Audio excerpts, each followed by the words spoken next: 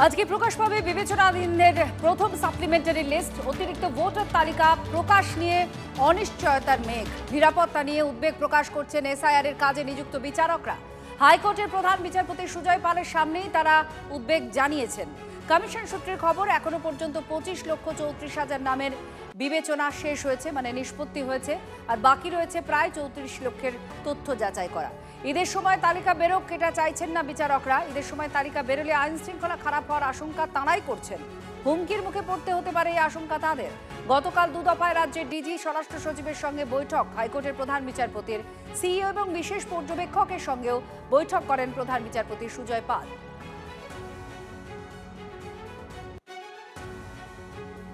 বিচারকরাই ভয় পাচ্ছেন। Supplementary list ঈদের আগে বের করতে চাইছেন না। হুমকির মুখে পড়তে হতে পারে এমনই আশঙ্কা তারা প্রকাশ করেছেন হাইকোর্টের প্রধান বিচারপতির সামনে। গতকাল ডিজি, স্বরাষ্ট্র সচিবের সঙ্গে দফায় দফায় বৈঠক হয়েছে হাইকোর্টের প্রধান বিচারপতি। শ্রাবন্তী আমাদের প্রতিনিধি আমাদের সঙ্গে রয়েছেন। শ্রাবন্তী, অনিশ্চয়তার মেঘ কি কেটেছে? দেখো, অনিশ্চয়তা রয়ে গেছে এখনো, কারণ যেরকম ভাবে গতকাল দফায় দফায় বৈঠক হয়েছে, তারপরে এটা নিয়ে প্রশ্ন উঠছে যে আদৌ কি সাপ্লিমেন্টারি তালিকা এই সপ্তাহে বেরোবে।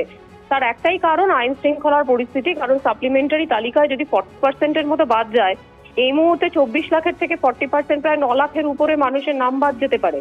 ফলে একটা অশান্তির আঁচ থেকে যাচ্ছে। একই সঙ্গে আগামী শনিবার, আগামীকাল ঈদ রয়েছে। এই উৎসবের মরশুমে এটা কতখানি যুক্তিযুক্ত হবে সেই নিয়ে প্রশ্ন উঠেছে। মুখ্য সচিবও এই নিয়ে প্রশ্ন তুলেছেন, যার ফলে এই সপ্তাহে নাও বেরোতে পারে সাপ্লিমেন্টারি লিস্ট। ধন্যবাদ শ্রাবন্তী। এই সপ্তাহে নাও বেরোতে পারে এই সাপ্লিমেন্টারি লিস্ট, এমনটাই জানা যাচ্ছে। অশান্তির একটা আশঙ্কা হচ্ছে, সেখান থেকেই এই অনিশ্চয়তা তৈরি হয়েছে। বিচারকরা যদি আশঙ্কা প্রকাশ করেন, তাহলে বুঝতে পারছেন যে পশ্চিমবঙ্গে ল অ্যান্ড অর্ডার সিচুয়েশন কোন জায়গায় গেছে।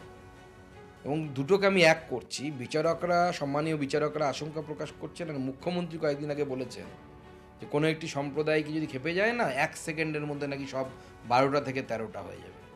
আমি এই দুটো অবজারভেশন বাংলার মানুষের সামনে রাখলাম এবং তাদেরকে বলছি, বিশেষত বাংলার হিন্দুদেরকে, আপনারা নিজেদের শীত ঘুম থেকে জেগে উঠুন এবং বুঝুন কি বিপদের সামনে আপনারা আছেন এবং আপনাদের সামনে কি বিপদকে চুপিসারে এনে দাঁড় করিয়ে দেওয়া হয়েছে। লিস্ট প্রকাশ তো অনেকদিন হয়ে গেছে, বিচারকদের উপর কোনো হামলা হয়নি, বিচারকদের ভীত হওয়ার কোনো কারণ নেই। এই প্রচার যারা করছে অসত্য বলছে।